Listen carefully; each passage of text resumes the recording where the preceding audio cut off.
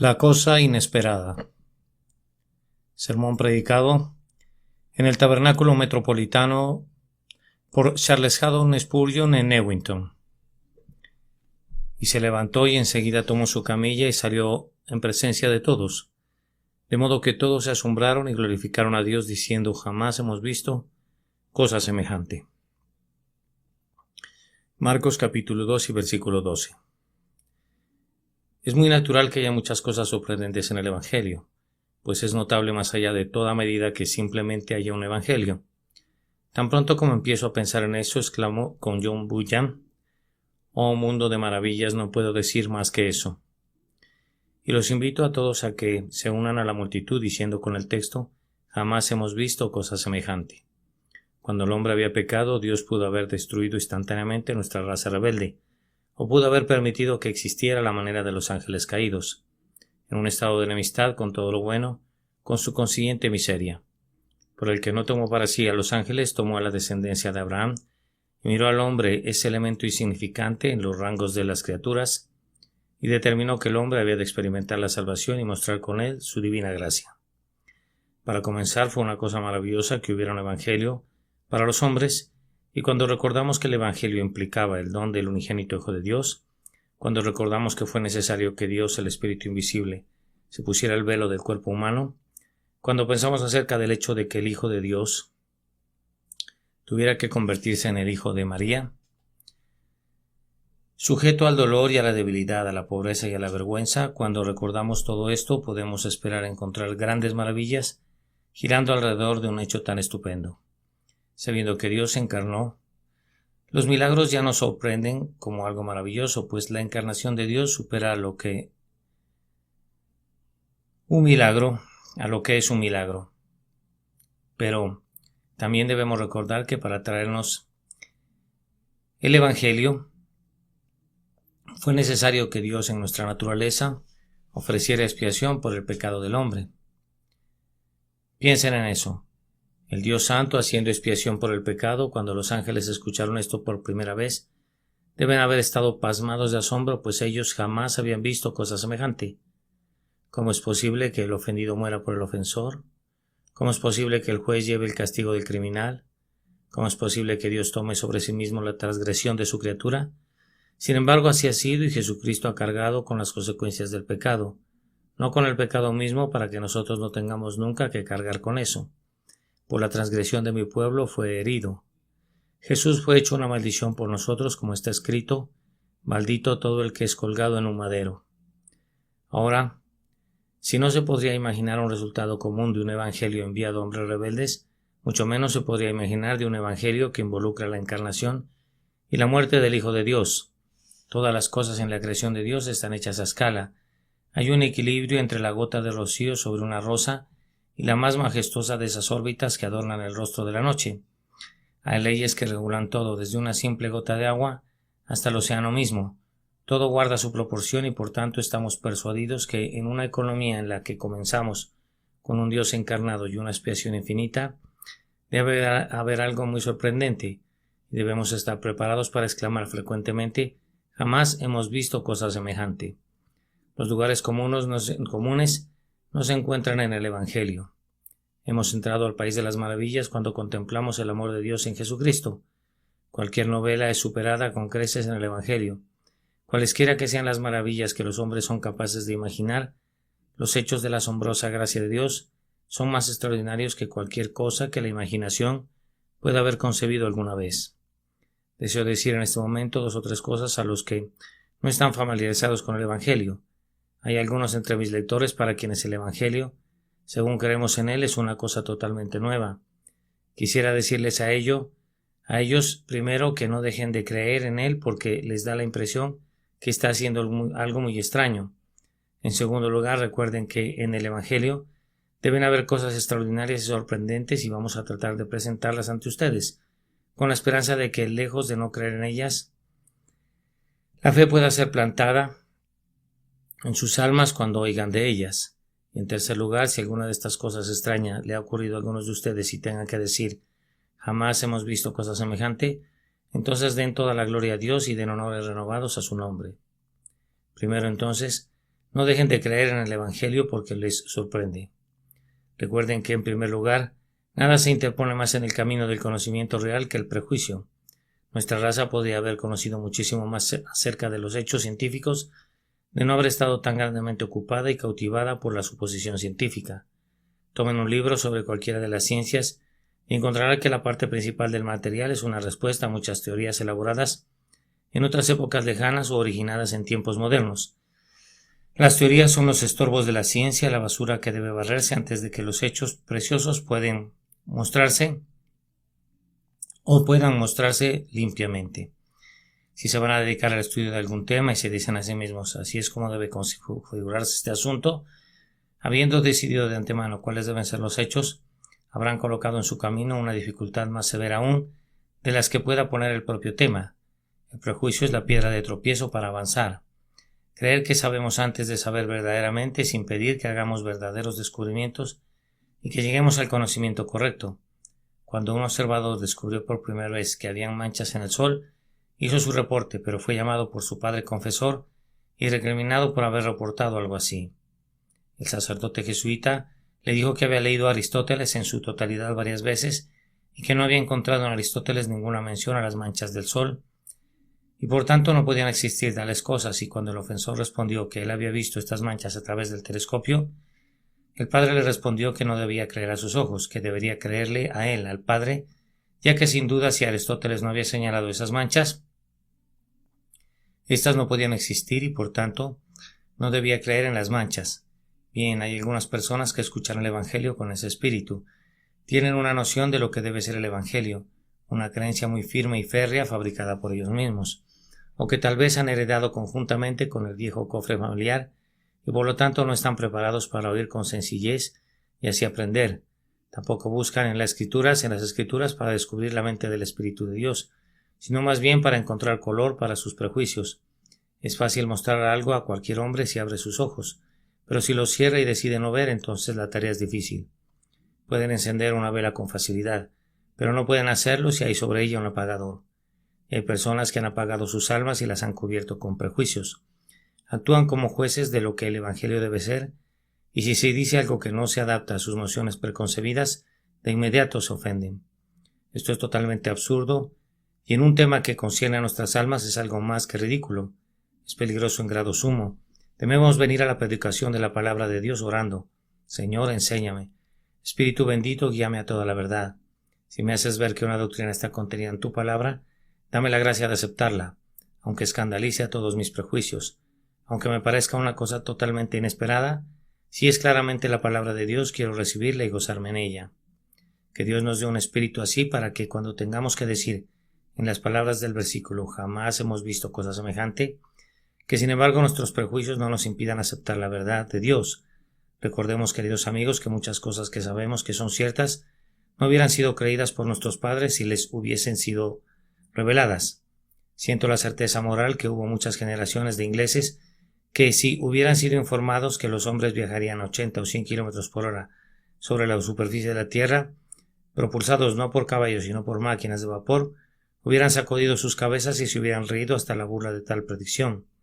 Aún hace poco tiempo, si alguien hubiera profetizado que íbamos a poder hablar a través del Atlántico en un solo instante y obtener una respuesta de inmediato a través de un cable colocado en el fondo del océano, nosotros mismos no lo hubiéramos imaginado posible. ¿Cómo puede ser posible?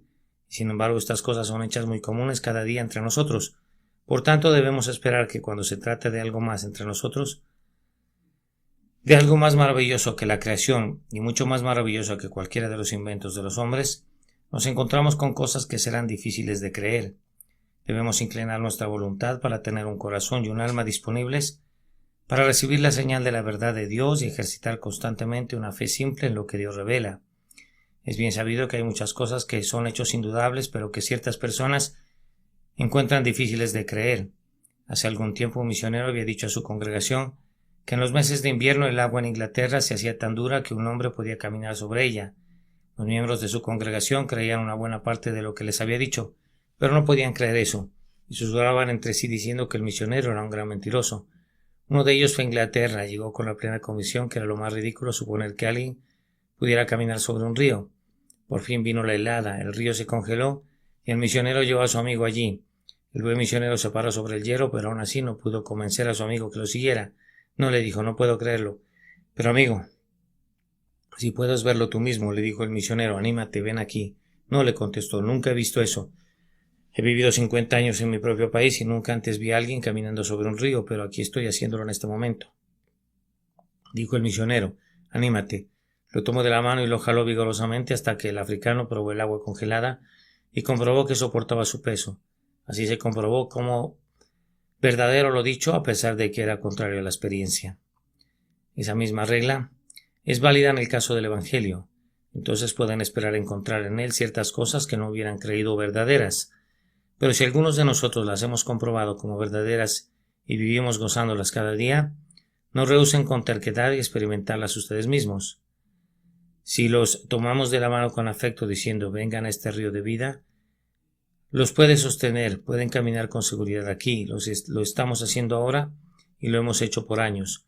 No reaccionan ante nosotros como si fuéramos engañadores y no nos hagan a un lado con el absurdo argumento que el Evangelio no puede ser verdadero porque ustedes no lo han probado hasta este momento y por tanto no han experimentado su poder. Bien, mi querido amigo, es cierto, a pesar de eso, de la misma manera que el hielo era un hecho, a pesar de que el amigo africano nunca lo había visto. Él descubrió que el hielo era una realidad cuando finalmente se aventuró sobre él. Y tú descubrirás que Jesucristo y todas las preciosas cosas del Evangelio son ciertas y firmes y verdaderas, tal como lo hemos hecho nosotros, si tan solo aventuras tu alma sobre ellas. Yo menciono estas cosas simplemente para preparar tu mente para la plena convicción de que el hecho que una afirmación del Evangelio parezca nueva y sorprendente no debe crear incredulidad en la mente. Mi amado amigo, puede ser que tú exclames, no puedo esperar que mi pecado pueda ser perdonado. No creo posible que yo me convierta en un hombre salvo por un simple acto de fe. No, pero ¿no ves que cada hombre mide todas las cosas de acuerdo a sus propios estándares? Medimos el maíz de otras personas con nuestra propia medida. Inclusive tratamos de medir a Dios con nuestro propio estándar. Y hay un texto que dulcemente nos regaña por eso. Porque mis pensamientos no son vuestros pensamientos, ni vuestros caminos son mis caminos, dice Jehová. Lo que yo considero correcto esperar de Dios puede ser muy naturalmente una cosa muy diferente a lo que Dios puede estar preparado a darme. Tal vez juzgo su comportamiento hacia mí según lo merezco, y si así lo hago, ¿qué puedo esperar? Tal vez juzgo su misericordia conforme a la mía, considerando que no puedo perdonar hasta 70 veces 7, que cuando soy provocado no puedo pasar por alto la transgresión. No encuentro en mi corazón gran capacidad de perdón, y entonces concluyo que Dios es tan duro y tan renuente al perdón como yo lo soy. Pero no debemos juzgar así, oh pecadores, ustedes no deben hacerlo así. Si anhelan una gran salvación, no deben sentarse y empezar a calcular a la deidad por pulgadas y medir el mérito de Cristo por metros y evaluar si Él puede hacer esto o puede hacer lo otro. Dios, ¿hay algo que Él no pueda hacer? ¿No llevó a cabo Jesús una expiación sin límites como su naturaleza? No juzgues al Señor de conformidad al juicio humano. Debes saber, oh hombre, que Él no es ningún riachuelo ni algún lago que tú puedes medir, cuya capacidad tú puedes calcular. Él es un mar sin fondo y sin orillas, y todos tus pensamientos se ahogan cuando intentas medirlo a Él. Eleva tus pensamientos tan alto como puedas y piensa grandes cosas acerca de Dios y espera grandes cosas de Dios, y cuando hayas agrandado tus expectativas y tu fe haya crecido al máximo posible, Dios puede hacer cosas muchísimo mayores, por encima de lo que pidas o aún de lo que puedas pensar.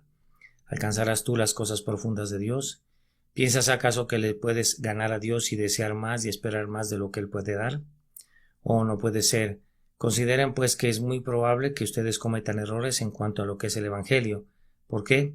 Porque la manera de evaluar lo que tienen ustedes debe ser falsa naturalmente, puesto que ustedes juzgan a partir de lo que conocen y de lo que son capaces ustedes, mientras que Dios está infinitamente por encima de todo lo que puedan conocer o concebir. Además, déjame recordarte, querido amigo, a ti para quien el Evangelio es algo extraño, que cuando hablamos de él directamente no deben dejar de creer en él a causa de lo extraño que es, pues es claro que muchos han cometido errores en cuanto a lo que es el Evangelio. Los judíos que vivieron en el tiempo de nuestro Salvador oyeron al mejor predicador que alguna vez haya predicado, pero no lo entendieron. Ciertamente no se debió a la falta de un estilo lúcido, pues nunca habló hombre alguno así. Sin embargo, ellos no comprendieron todo lo que él dijo. Ellos pensaron que entendían lo que él quería decir, pero no fue así. y aun sus propios discípulos y apóstoles, mientras no habían sido iluminados por el Espíritu de Dios, no comprendían lo que su Señor les decía y sabían muy poco a pesar de toda su enseñanza. ¿Acaso te sorprendería estar equivocado, querido amigo, tú que nunca has encontrado el gozo y la paz por medio de la fe? Después de todo, ¿acaso no es posible que pudieras haberte equivocado? Los judíos oyeron al Salvador mismo y sin embargo no entendieron la verdad de Dios. Algunos de ellos eran hombres muy inteligentes e instruidos. Hubo uno en particular que era un gobernante, un doctor entre los judíos que no entendió estas cosas. Cuando el Salvador le dijo: «¿Os es necesario nacer de nuevo?», él lo tomó literalmente. No pudo entender el cambio místico que quiso describir nuestro Salvador. Ahora bien, si Nicodemo no pudo entender y muchos más como Nicodemo tampoco pudieron entender, ¿no pudiera suceder que tú tampoco hubieras encontrado el secreto y sigues en este momento sin poseerlo? Posiblemente seas una persona de muy considerable educación y notables dones y características. Mi querido amigo, si hay alguien que puede no entender el verdadero sentido del Evangelio, eres tú. Dirás que es extraño que yo haga esa observación, pero te aseguro que está basada en hechos. Pues considerad, hermanos, vuestro llamamiento. No sois muchos sabios según la carne, ni muchos poderosos. No muchos de los sabios de este mundo conocen de Cristo. Él enseña a los infantes y deja que los sabios presuman de su propia insensatez. Los magos del Oriente dieron muchos rodeos para encontrar al Salvador. Aun con la ayuda de la estrella que los guiaba, perdieron su camino. Pero los humildes pastores de las llanuras de Belén, sin necesidad de ninguna estrella, fueron de inmediato al lugar donde Jesús se encontraba. Fue una observación buena y verdadera la de Agustín cuando dijo: «Mientras los sabios andan a tientas buscando la cerradura, los simples y los pobres ya han entrado al reino de los cielos». La simplicidad de corazón es de mucha más ayuda para entender el Evangelio que una mente culta. Estar listos para ser enseñados es una mejor facultad que poder enseñar en lo que concierne a la recepción del Evangelio. Este título de teología puede ser un obstáculo en tu camino hacia el entendimiento del Dios divino, y esa misma posición que has alcanzado en los estudios clásicos puede hacer que te resulte más difícil captar eso que el peregrino, aunque sea un tonto, conoce de memoria. Puesto que esto es así, no te estoy insultando cuando digo que tal vez, mi querido amigo, has estado hasta este momento trabajando bajo el error y por tanto, si en cualquier momento se te predica el Evangelio, es conveniente que lo escuches con atención y no lo rechaces porque parece ser nuevo. Un comentario más y pasaré al siguiente punto, y es este. La persona a la que me dirijo ahora, y creo que entre mis lectores hay gente así, si es el hombre que pienso, debe confesar que la religión que ahora tiene no ha hecho mucho por él. ¿Piensas que conoces el Evangelio? A ver, dime, ¿acaso puedes morir por lo que conoces? Podrías morir ahora, felizmente, lleno de contento con la esperanza que tienes. Si así fuera, le doy gracias a Dios y te felicito.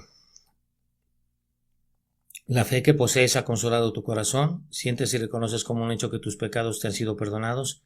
¿Consideras que Dios es tu Padre?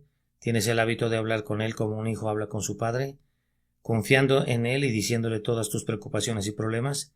Si es así, mi querido amigo, me gozo justamente contigo. Pero a menos que tu religión sea la de Jesucristo, sé que no has encontrado tal paz. Lo que se reconoce como religión puede tener muchas formas, pero todas se resumen en esto. Todas colocan al hombre en una posición en la que se siente que es tan bueno como las otras personas y tan hábil para las cosas espirituales como el promedio de la gente. Y si se esfuerza al máximo y actúa conforme a su conocimiento y su luz, se hará sin duda alguna mejor cada vez.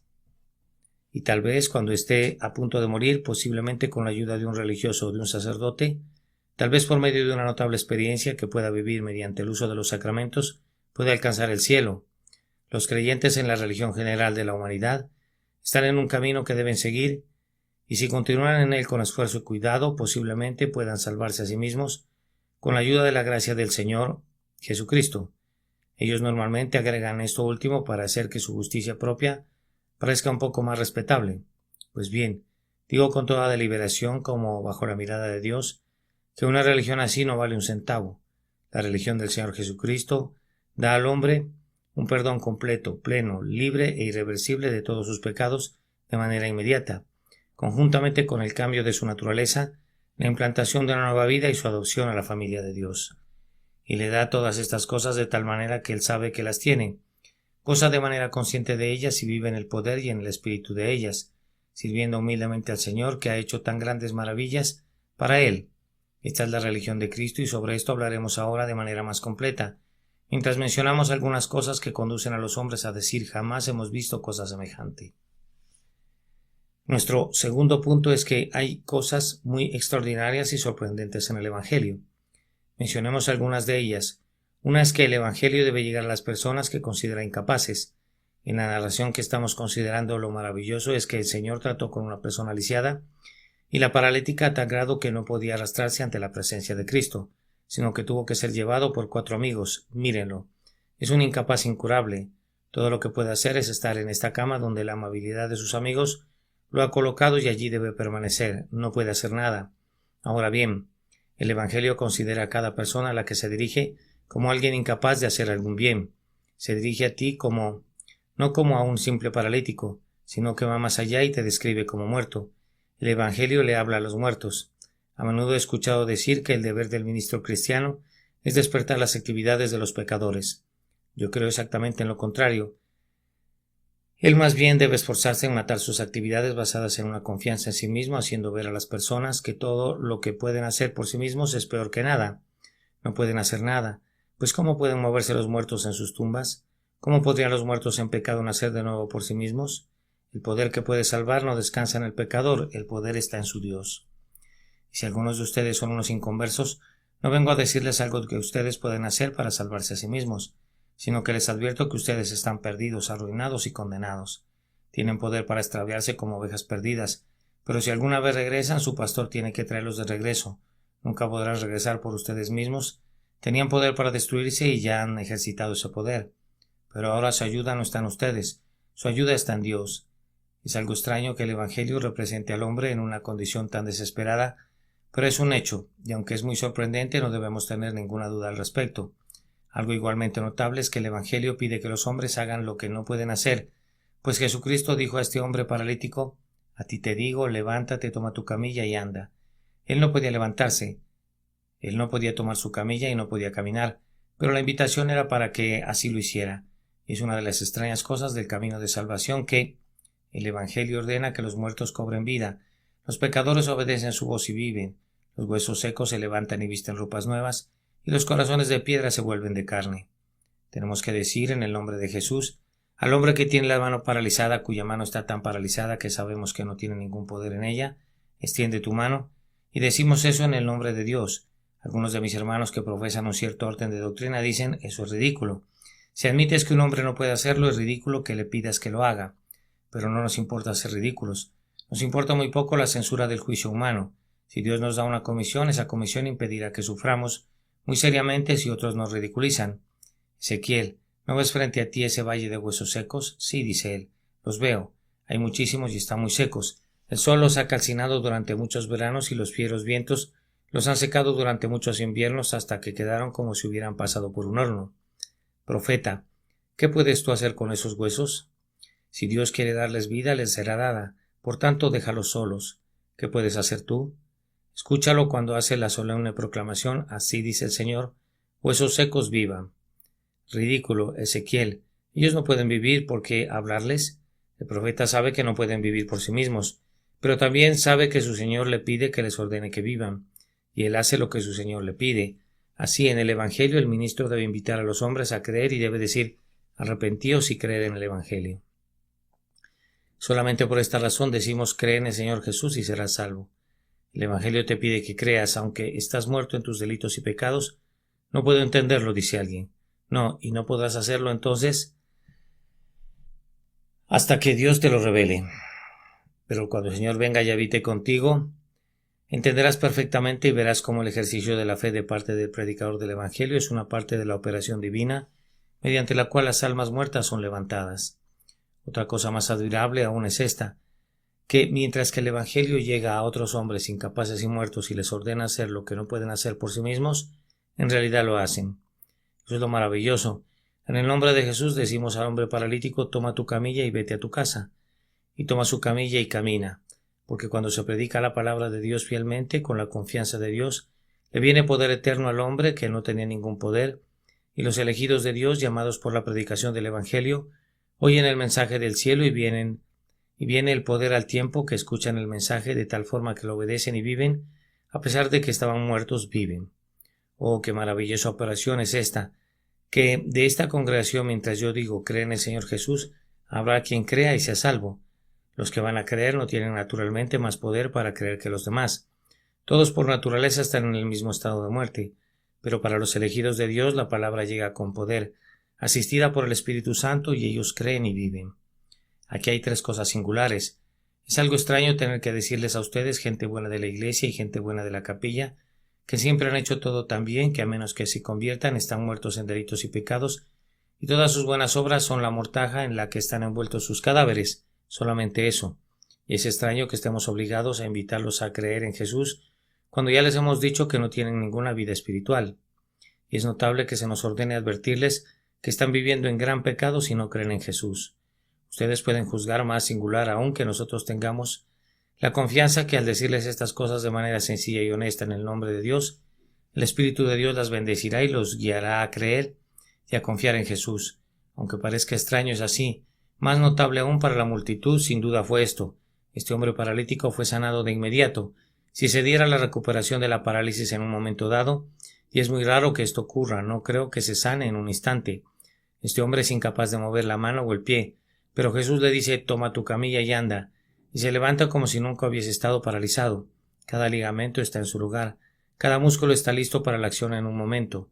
Pensarías que podría tomar un mes o dos, y una buena cantidad de masajes y fricciones para poner la sangre de este hombre en sana acción, para volverlo a la normalidad y listo para su nueva vida. Pero no fue así. Él solamente escuchó esa extraña voz que le pidió que hiciera lo que no podía hacer. E hizo lo que no podía hacer por un poder que iba unido al mensaje, y así se levantó y fue sanado en un instante. Y aquí lo maravilloso del Evangelio. Un pecador oye el Evangelio y todos los pecados de su vida entera están sobre él, pero él cree en el Evangelio y todos los pecados son quitados en un momento, y él está limpio ante el trono de Dios, como si nunca hubiera sido manchado por el pecado. Hasta el momento de recibir el Evangelio, él era un enemigo de Dios por sus obras malvadas, pero él acepta el testimonio de Dios relativo a su Hijo Jesús. Él descansa en Jesús y su corazón se vuelve como el corazón de un niñito. En un momento la piedra es quitada y recibe un corazón de carne. Se convierte en una nueva criatura en Cristo Jesús.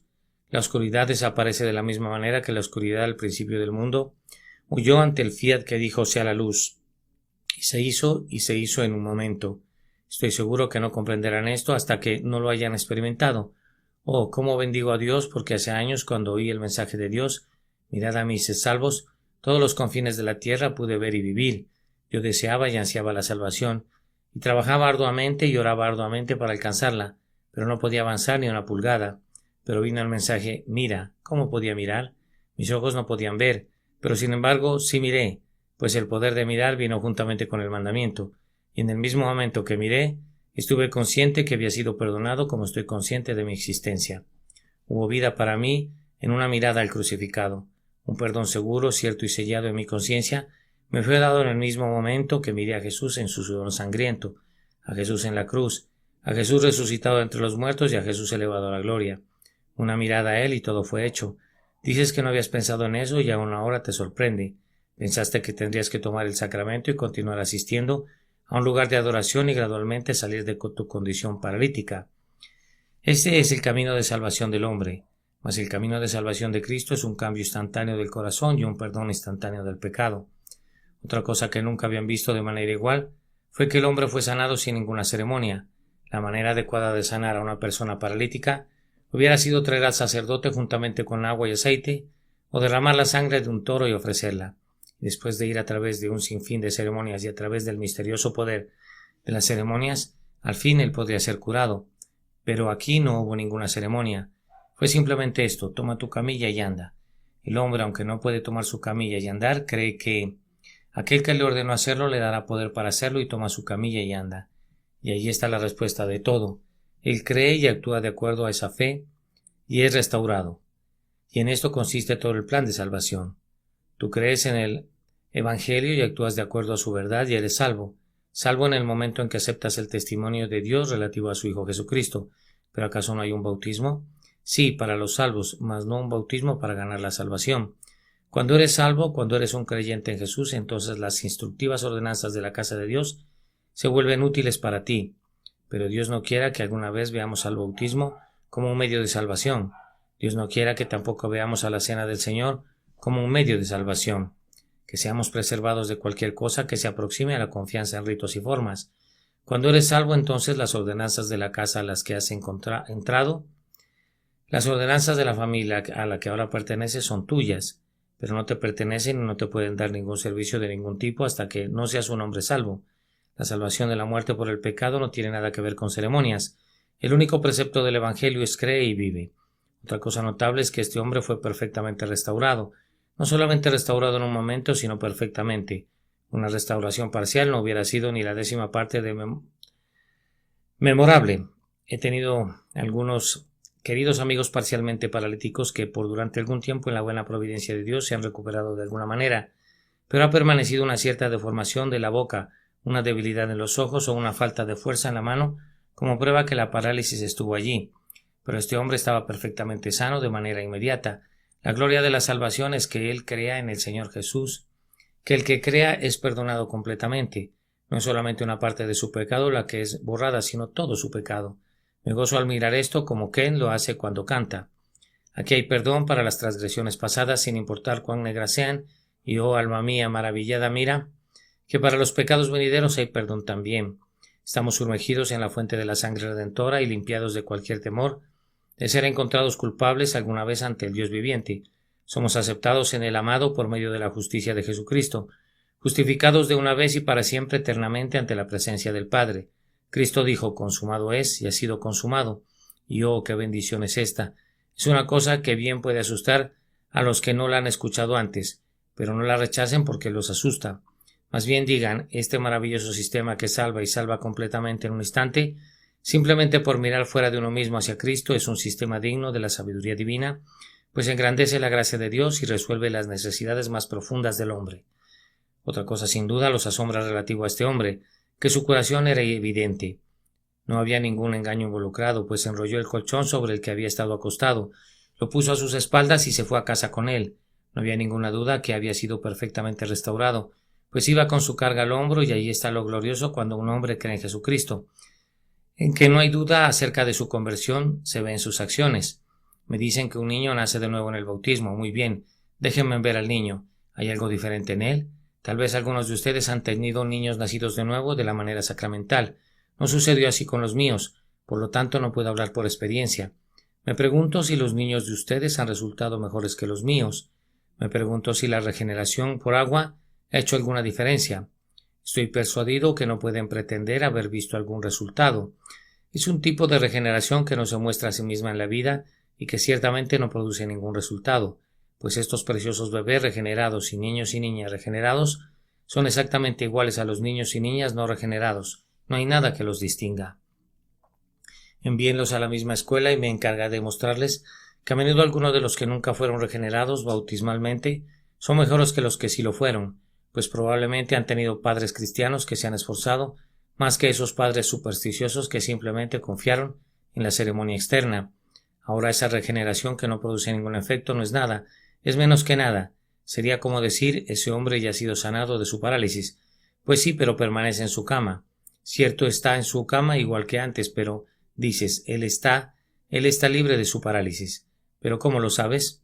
Bien, por supuesto, puede no ser una curación real, sino una curación virtual, puesto que ha experimentado una ceremonia y por lo tanto, así tiene que ser.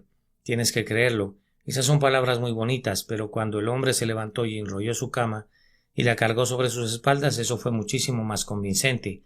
Ahora, cuando la providencia de Dios trae a esta casa a un hombre que ha sido un borracho y oye el Evangelio de Jesucristo y cree en Jesús, y rompe sus copas y se convierte en un hombre sobrio, hay algo en eso.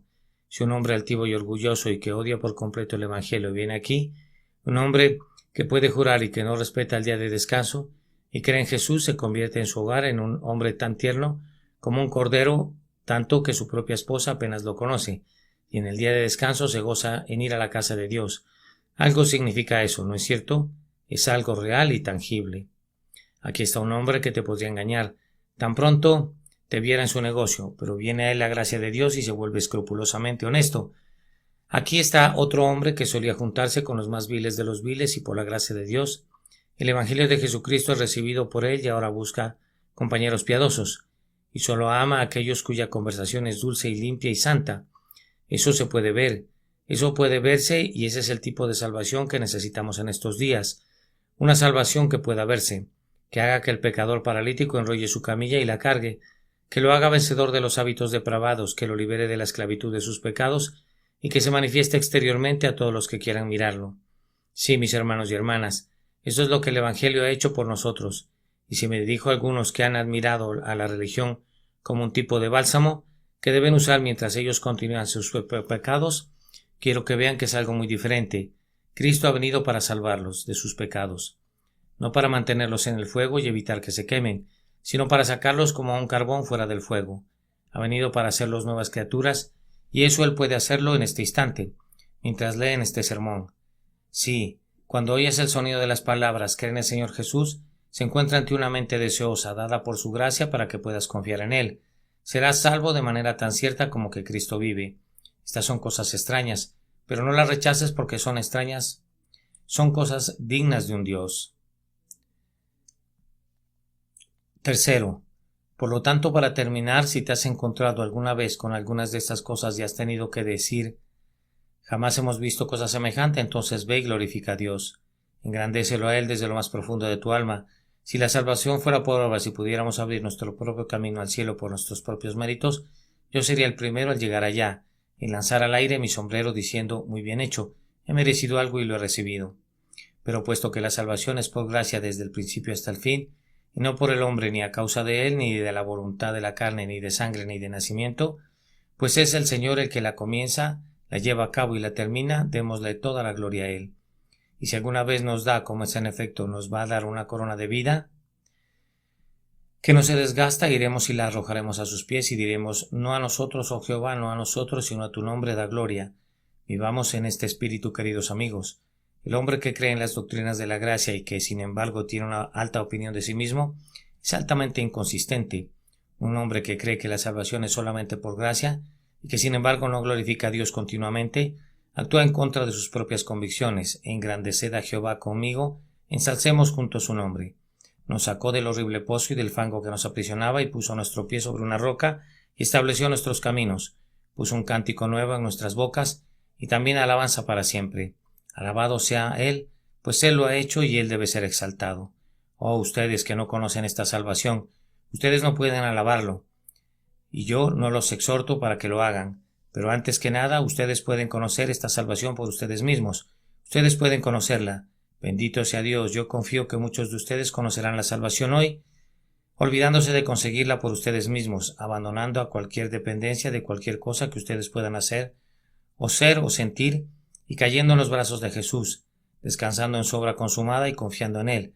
Él los salvará. Él debe salvarlos si confían en Él, y entonces le darán la alabanza. Dios los bendiga, queridos amigos, por medio de Jesucristo. Amén. La cosa inesperada. Este fue un sermón predicado en el Tabernáculo Metropolitano por Carlos Haddon Spurgeon en Newington. Y se levantó y enseguida tomó su camilla y salió en presencia de todos, de modo que todos se asombraron y glorificaron a Dios, diciendo: jamás hemos visto cosa semejante. Evangelio según San Marcos, capítulo 2 y versículo 12.